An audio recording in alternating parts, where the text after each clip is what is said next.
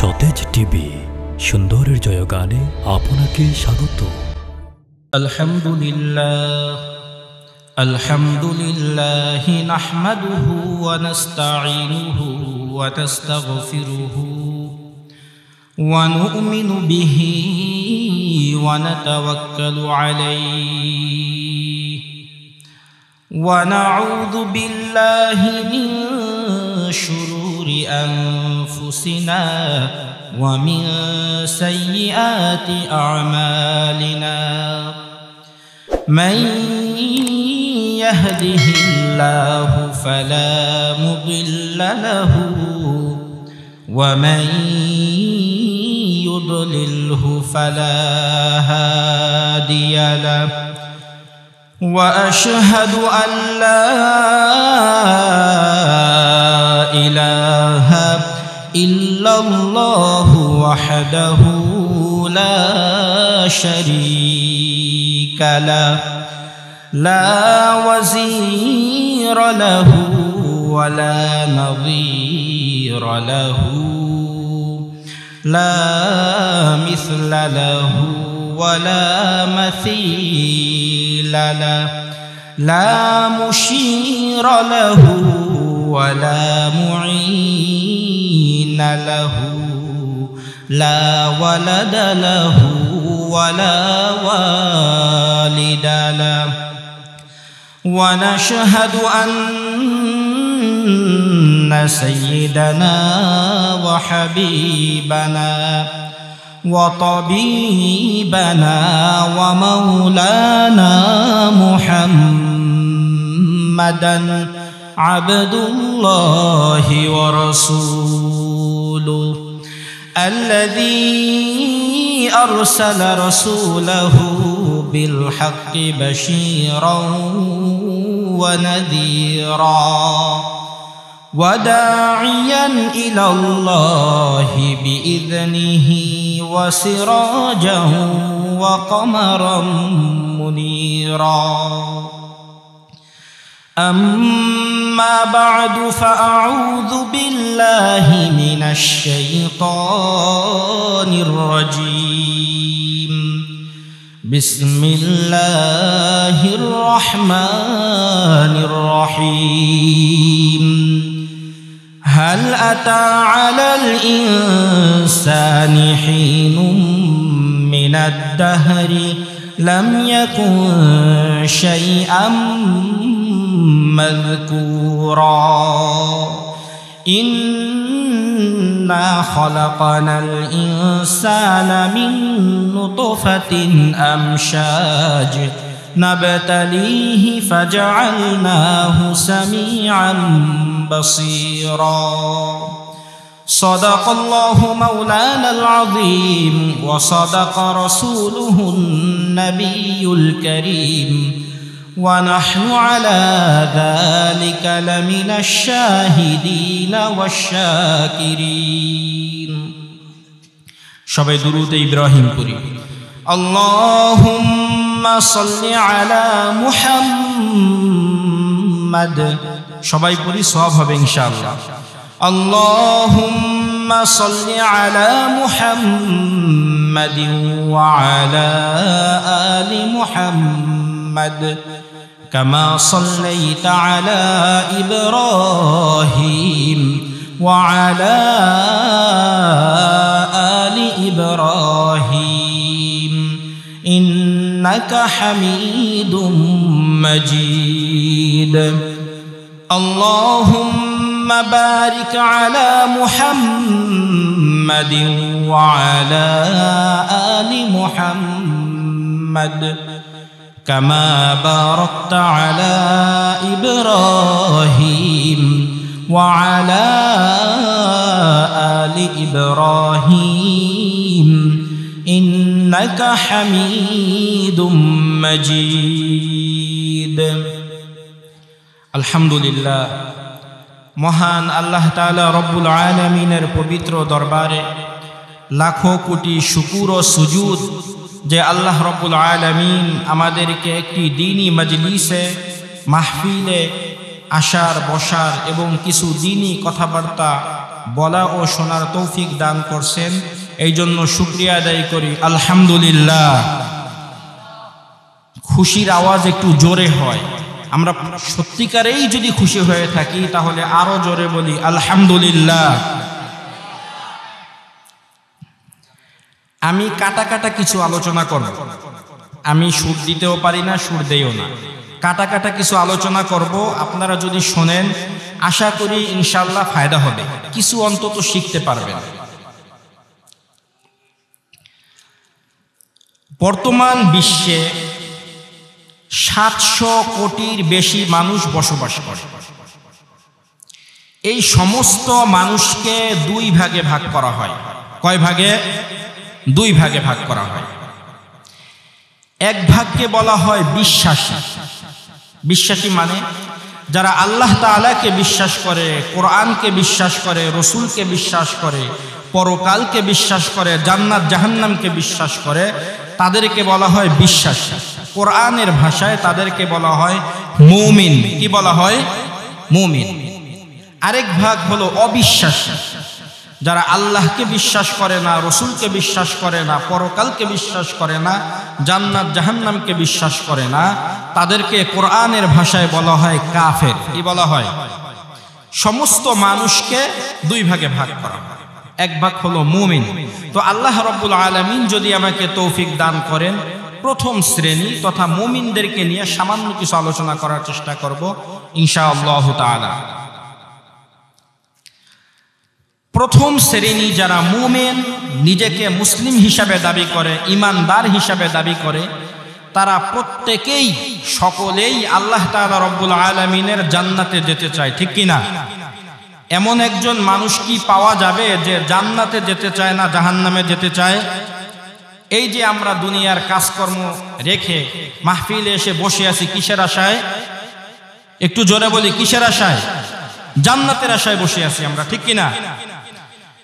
তো আপনি আমি সকলেই জান্নাতে যেতে চাই, আমিও জান্নাতে যেতে চাই, আপনিও জান্নাতে যেতে চান, আমাদের আত্মীয় স্বজন প্রতিবেশী সকলেই জান্নাতে যেতে চায়। ঠিক কিনা? আপনি আমি যদি জান্নাতে যেতে চাই এবং মন গড়া চলি, তাহলে কি জান্নাতে যেতে পারবো? কশিন কালেও না। আপনি যদি সিঙ্গাপুর যান, তাহলে ঢাকা এয়ারপোর্ট থেকে আপনার সিঙ্গাপুরের টিকিট কাটতে হবে। আপনি যদি উগান্ডার টিকিট কাটেন, কশিন কালেও আপনি সিঙ্গাপুর পৌঁছাইতে পারবেন? কখনো পৌঁছানো সম্ভব না। এই জন্য জান্নাতে যেতে হলে আমাদের কি করতে হবে আমি সংক্ষেপে বলবো, ইনশাআল্লাহ শোনার চেষ্টা করবেন, বোঝার চেষ্টা করবেন। জান্নাতে যাওয়ার জন্য আমাদের কি করতে হবে এটার একটা ফর্মুলা, মূলনীতি আমাদের রাসূল নিজেই বলে গেছেন। قال رسول الله صلى الله عليه وسلم من جعل القرآن أمامه قاده إلى الجنة من جعل القرآن أمامه قاده إلى الجنة ومن جعل القرآن خلف ظهره قاده إلى النار আল্লাহর হাবিব বিশ্ব নবী পবিত্র হাদিস শরীফে বলেন, হে আমার উম্মতেরা রে, হে আমার সাহাবীরা রে, তোমরা যদি জান্নাতে যেতে চাও, জাহান্নাম থেকে বাঁচতে চাও, আমি তোমাদেরকে একটি মূলনীতি বলে যাই, যে ব্যক্তি তার জীবন পরিচালনার ক্ষেত্রে কোরআনকে তার সামনে রাখবে, তথা তার জীবন পরিচালনার ক্ষেত্রে পারিবারিক জীবন, রাষ্ট্রীয় জীবন, সামাজিক জীবন, সে যেই জীবনই করুক না কেন, সে তার সামনে যদি কোরআনকে রাখে, কোরআনকে অনুসরণ করে, অর্থাৎ হালাল অনুযায়ী জীবন যাপন করে, হারাম থেকে বেঁচে থাকে, আল্লাহ রাব্বুল আলামিনের ঘোষণা হলো কাদাহু ইলাল জান্নাহ, এই কোরআন তাকে জান্নাতে নিয়ে যাবে। সুবহানাল্লাহি ওয়া বিহামদিহি। ومن جعل القرآن خلف ظهره قاده إلى النار, আর যে ব্যক্তি কোরআনকে অনুসরণ করবে না তথা কোরআনকে সে কোরআন অনুযায়ী আমল করবে না, হারাম পথে চলবে, আল্লাহ রাব্বুল আলামিনের ঘোষণা হলো কাদাহু ইলান নার, এই কোরআন তাকে জাহান্নামে নিয়ে যাবে। তাহলে এই হাদিস দ্বারা আমরা কি বুঝতে পারলাম? কোরআন অনুযায়ী, একমাত্র কোরআন অনুযায়ী জীবনযাপন করলেই শুধুমাত্র কোথায় যাওয়া যাবে? জান্নাতে যাওয়া যাবে। কোরআন অনুযায়ী যদি জীবনযাপন আমরা না করি তাহলে ঠিকানা কোথায়? জাহান্নামে। আল্লাহ রাসূল আরো স্পষ্ট একটি হাদিস এই ব্যাপারে বলে গেছেন। قال رسول الله صلى الله عليه وسلم تركت فيكم أمرين لن تضلوا ما تمسكتم بهما كتاب الله وسنة رسوله। হে আমার উম্মতেরা, হে আমার সাহাবীরা রে, আমি নবী একদিন চলে যাব, তোমাদেরকে আমি এতিম করে যাব না। তোমাদের জন্য আমি দুইটা জিনিস রেখে যাচ্ছি। যে ব্যক্তি এই দুইটা জিনিসকে মজবুত করে আঁকড়ে ধরবে, শক্ত করে ধরে রাখবে, তোমরা জেনে রাখো লাং তাদিল্লু, কশিনকালেও সে পথভ্রষ্ট হবে না। এক নাম্বার হলো কিতাব আল্লাহ, এক নাম্বার হলো আল্লাহ তাআলার কিতাব কোরআনে কারীম। অর্থাৎ যে ব্যক্তি কোরআনে কারীমকে মজবুত ভাবে ধরে রাখবে তথা কোরআন অনুযায়ী আমল করবে, ও সুন্নাত রাসূলিহি, এবং আমি রাসূল সাল্লাল্লাহু আলাইহি ওয়াসাল্লামের সুন্নতের অনুসরণ করবে, অর্থাৎ তার জীবনে রাসূলের আদর্শকে আদর্শায়িত করবে, সে ব্যক্তি কশিনকালেও পথভ্রষ্ট হবে না। এটা কার কথা? কথা বলি কার কথা? রাসূল সাল্লাল্লাহু আলাইহি ওয়াসাল্লামের কথা। যে ব্যক্তি কোরআনকে মানবে, রাসূল সাল্লাল্লাহু আলাইহি ওয়াসাল্লামের আদর্শ অনুসরণ করবে, সে কশিনকালেও পথভ্রষ্ট হবে না। বর্তমানে আমরা সারা বিশ্বে মুসলমানরা লাঞ্ছিত, অপমানিত, অপদস্থ। কারণ কি? হিন্দুদের হাতে মার খায়, বৌদ্ধদের হাতে মার খায়, খ্রিস্টানদের হাতে মার খায়, ইহুদিদের হাতে মার খায়। এই মার খাওয়ার একমাত্র কারণ আমরা কোরআন থেকে দূরে চলে গেছি, রাসূল সাল্লাল্লাহু আলাইহি ওয়াসাল্লামের সুন্নাত থেকে দূরে সরে গেছি। এর কারণে আল্লাহ তাআলা রব্বুল আলামিন আমাদের মুসলমান জাতিকে অপমানিত, লাঞ্ছিত করছে, ঠিক কিনা? আমরা যেদিন আবার কোরআনকে আঁকড়ে ধরব, কোরআন অনুযায়ী জীবনযাপন করব, রাসূলের সুন্নতকে ফলো করব, সেদিন আল্লাহ তাআলা রব্বুল আলামিন আবার এই মুসলমান জাতিকে ইজ্জতের জীবন দান করবেন। আমরা বর্তমানে কোরআন অনুযায়ী জীবনযাপন তো করিই না, বরং এর উল্টা যেটা আছে, অর্থাৎ গুনাহের পথ, হারাম পথ, সেইটা বেশি বেশি করি। এমন অসংখ্য গুনাহ আছে যেই গুনাহগুলা করলে মানুষের ঈমানই থাকে না। এমন অসংখ্য গুনাহ আছে যেই গুনাহগুলা আল্লাহ তাআলা একদম অপছন্দ করেন। কিছু গুনাহ আছে আমরা জানি, কিছু গুনাহ সম্পর্কে আমরা জানিও না। সুদ খাওয়া গুনাহ, ঘুষ খাওয়া গুনাহ, মিথ্যা কথা বলা গুনাহ, জেনা করা গুনাহ, এগুলো আমরা জানি। কিন্তু এমনও কিছু গুনাহ আমরা প্রতিনিয়ত করি, সব সময় করি, এটা যে একটি কবিরা গুনাহ, এটা যে একটি মারাত্মক খারাপ গুনাহ, এটা আমরা জানিও না। অনেক বড় একটি গুনাহ আমরা সচরাচর করে থাকি, সেটা হলো অহংকার। আপনারা তো চিনেন, ইবলিসকে চিনেন? আপনারা চিনেন না? শয়তানকে চিনেন? চিনেন। এই শয়তান কেন শয়তান হয়েছে? মিথ্যা কথা, জেনা, ব্যভিচার, সুদ, ঘুষ সব গুনাহ করছে না, একটা মাত্র গুনাহ করার কারণে শয়তান শয়তান শয়তান হয়েছে। আল্লাহ তাআলা নিজে কোরআনে কারিমে বলছেন, وَإِذْ قُلْنَا لِلْمَلَائِكَةِ اسْجُدُوا لِآدَمَ فَسَجَدُوا إِلَّا إِبْلِيسَ لَمْ يَكُنْ مِنَ السَّاجِدِينَ। আল্লাহ রাব্বুল আলামিন পবিত্র কালামুল্লাহ শরীফে বলেন, যখন আমি হযরত আদমকে বানাইলাম, হযরত আদমকে আমি যখন সৃষ্টি করলাম, তখন সমস্ত ফেরেশতাদেরকে আমি আল্লাহ আদেশ দিলাম, উসজুদু লি আদম, তোমরা আদমকে সিজদা করো। ফাসাজাদু ইল্লা ইবলিস, আল্লাহ তাআলার আদেশ পাওয়ার সাথে সাথে সকল ফেরেশতারা মাটিতে লুটিয়ে হযরত আদম আলাইহিস সালামকে সিজদা করেছে। সুবহানাল্লাহ। লাম ইয়াকুম মিনাস সাজিদিন, কিন্তু ইবলিস কি করে নাই? হযরত আদম আলাইহিস সালামকে সিজদা করে নাই। সে সিজদা তো করেই নাই, বরং উল্টা আল্লাহ তাআলার সাথে আবার যুক্তি দেখায়। কি যুক্তি? ক্বালা খালাকতানি মিন নার ওয়া খালাকতাহু মিন তিন। আয় আল্লাহ, আপনি আমি ইবলিসকে বানাইছেন মিন নার, আগুন দ্বারা, ওয়া খালাকতাহু মিন তিন, আর আদম রে বানাইছেন আপনি মাটি দ্বারা। আগুন হলো দামি, মাটি হলো কম দামি, তাই আমি দামি হয়ে কম দামি মাটি হযরত আদমকে সিজদা করতে পারলাম না। নাউযু বিল্লাহি মিন যালিক। আল্লাহ তাআলা গোসা হয়ে গেছেন, রাগান্বিত হইছেন।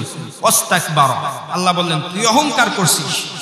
ওয়া কানা মিনাল কাফিরিন, তুই এই অহংকার করার কারণে, আল্লাহ তাআলার আদেশ না মানার কারণে তুই এত বছর যে ইবাদত করছস, এই ইবাদত নষ্ট তো হইছে, কাফের হয়ে গেছিস। এবং সাথে সাথে এই একটা গুনাহ যে সে অহংকার করছে তাকে শাস্তি কি দিছে?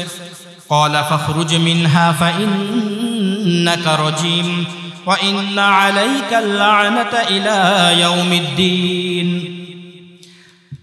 হে ইবলিস, তুই হযরত আদমকে সিজদা না করার কারণে তুই অভিশপ্ত হয়ে গেছিস, সুতরাং এখন তোর জায়গা আর জান্নাতে নেই। ফাখরুজ মিনহা, তুই জান্নাত থেকে বের হয়ে যা। ফাইন্নাকা রাজিম, তুই হলি অভিশপ্ত। ওয়া ইন্না আলাইকা লা'নাতা ইলা ইয়াউমিদ্দিন, তুই শুধু অভিশপ্তই নয়, কিয়ামত পর্যন্ত তোর উপর আমি আল্লাহ তাআলার অভিশাপ থাকবে। কয়টা গুনাহ করার কারণে? একটু বুঝে থাকলে বলেন কয়টা?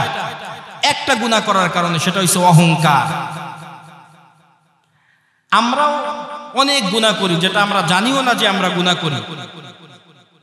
অন্যতম মানুষ আমরা যেগুলো গুনাহ করি, সম্পদ নিয়ে অহংকার করি, সম্পদ নিয়ে অহংকার করি, শরীর নিয়ে অহংকার করি, ক্ষমতা নিয়ে অহংকার করি।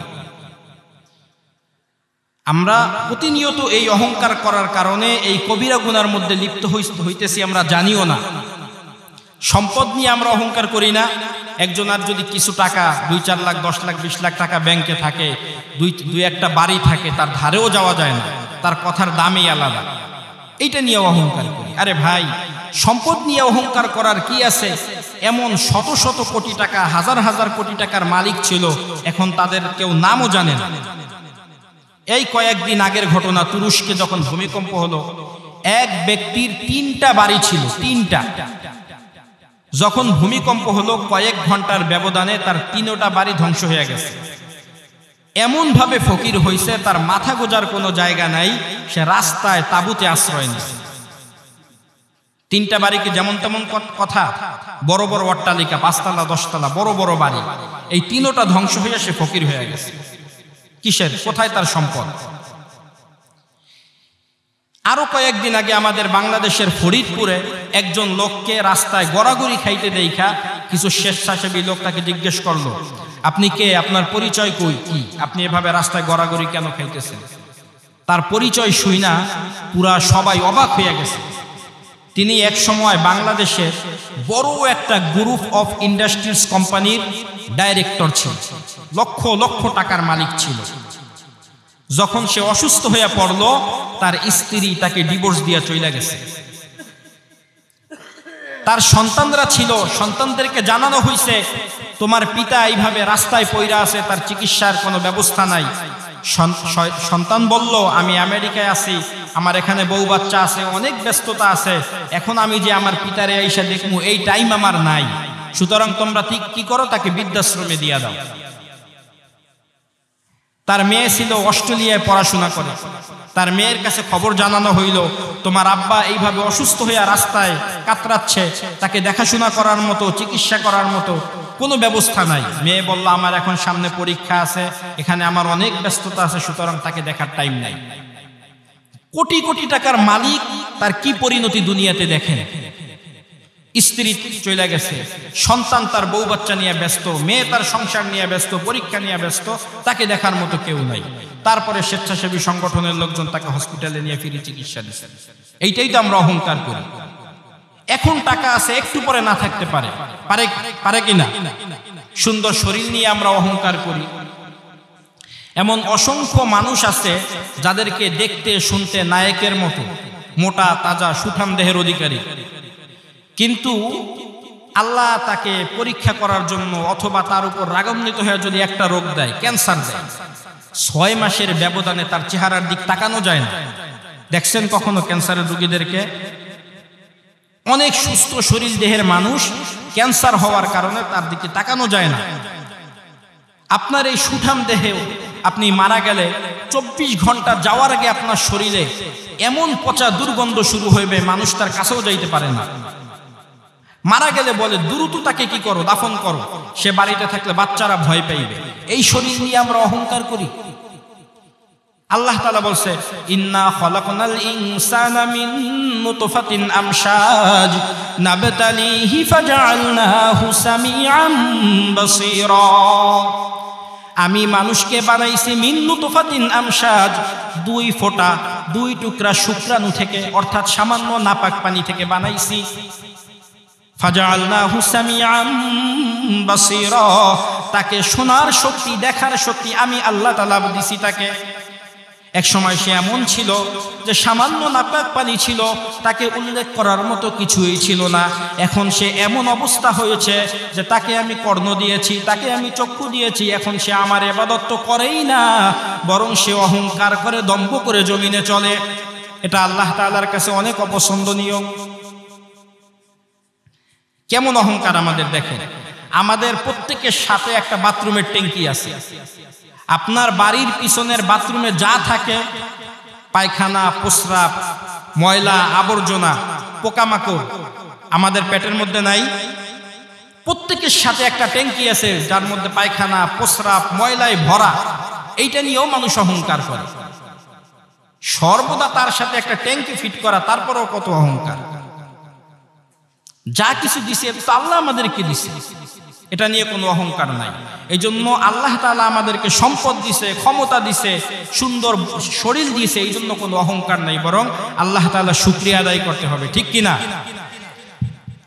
আমরা মানুষ অনেক সময় অনেককে উপদেশ দেই না?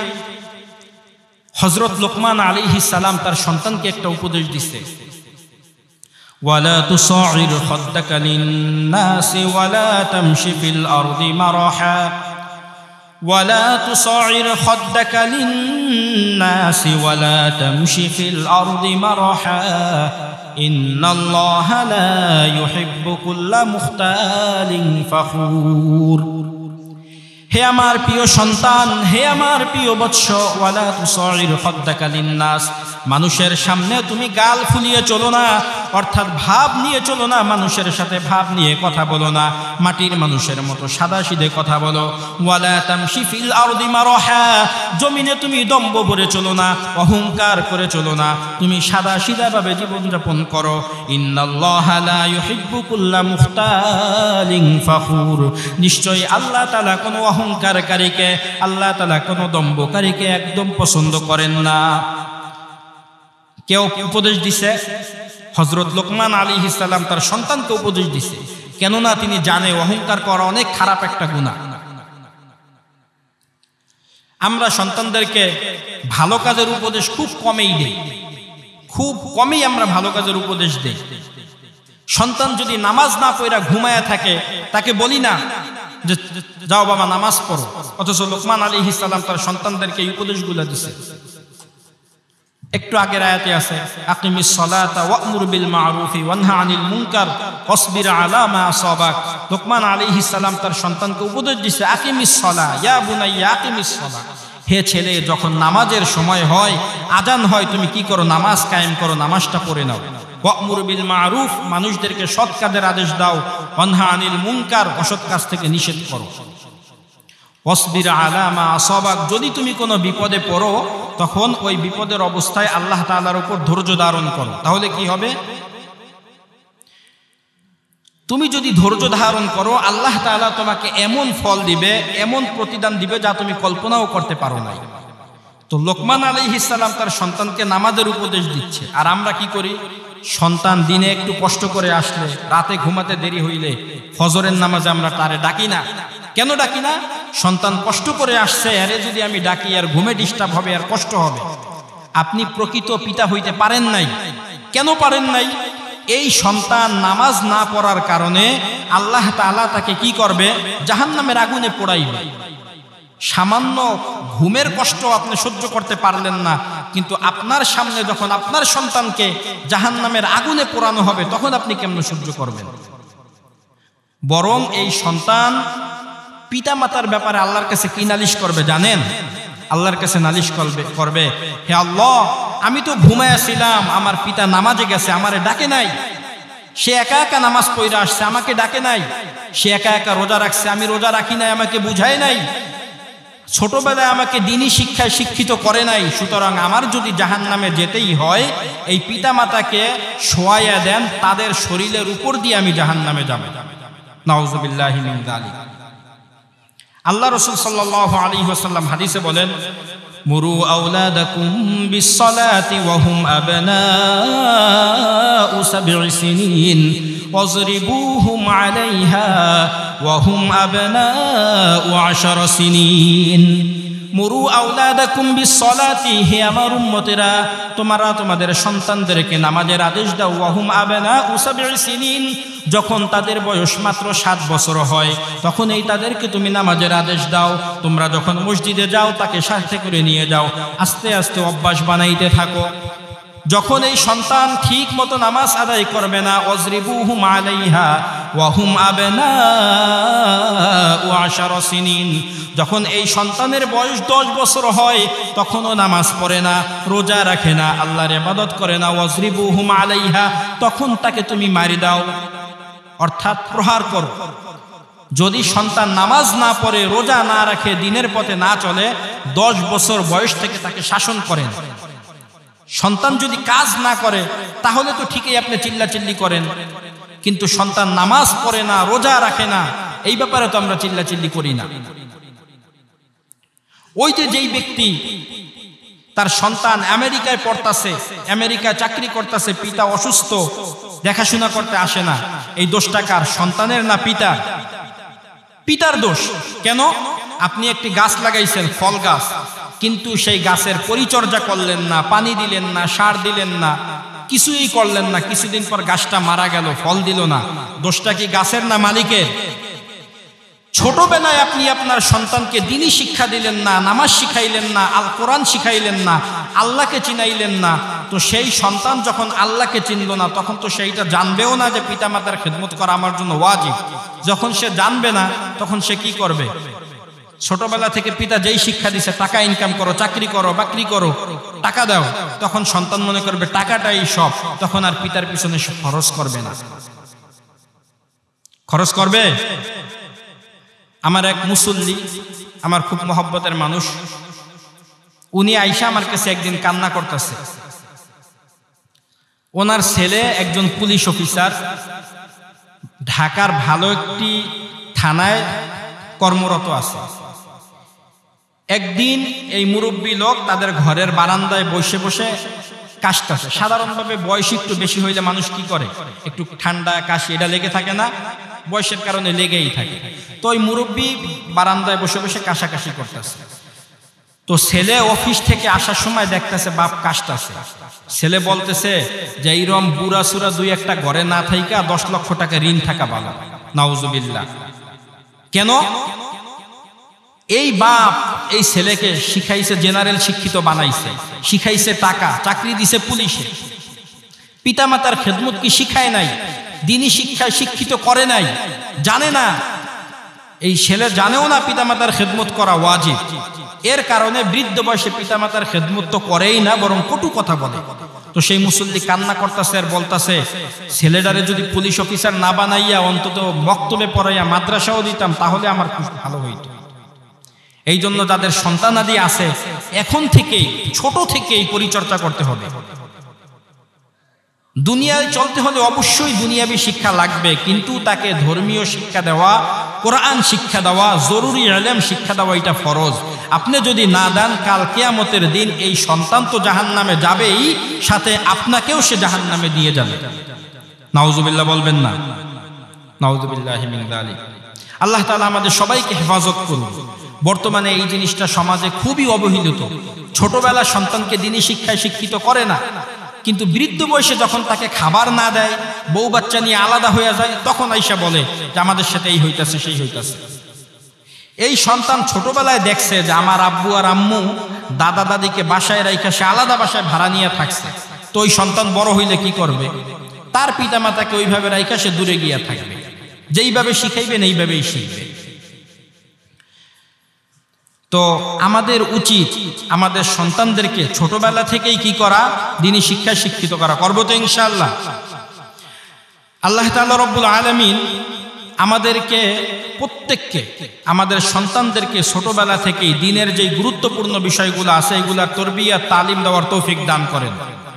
আমার আজকের আলোচ্য বিষয় ছিল মুমিনের গুণ, কিন্তু কবিরা গুনাহ নিয়ে আলোচনা করতে গিয়ে আমার আলোচনাটা অন্যদিকে চলে গেছে। আমি শুরুতেই বলছি আজকে আমরা মুমিন নিয়ে আলোচনা করব। মুমিন আমরা প্রত্যেকেই পরিচয় দেই, আমরা মুমিন। আপনি মুমিন পরিচয় দেন, আমি পরিচয় দেই, কিন্তু মুমিনের গুণ কি আমরা জানি না।